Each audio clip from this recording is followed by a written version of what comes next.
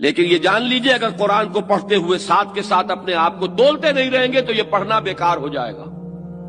اگر آپ نے یہ سمجھا کہ یہ کسی اور کے لیے ہے۔ مجھے پھر اقبال کا شعر یاد آ رہا ہے اور ان کی زندگی کا یہ اہم واقعہ ہے بچپن کا۔ ایک روز وہ کہتے ہیں کہ میں بچپن میں قرآن مجید کی تلاوت کر رہا تھا تو والد ان کے شیخ نور محمد، وہ کوئی بہت باخدا اور بہت خدا رسیدہ انسان تھے، گہرے انسان۔ ان کی آپ نے شاید دیکھی ہو، اخبارات میں فوٹو آتے ہیں، بڑی طویل داڑھی اور بہت نورانی چہرہ۔ انہوں نے کہا بیٹے یہ تم قرآن کیسے پڑھتے ہو؟ اب حیران ہوئے اقبال، وہ بچپن، وہ کہتے ہیں میں حیران ہوا کہ بجان نے کیا بات پوچھی، قرآن کیسے پڑھتا ہوں۔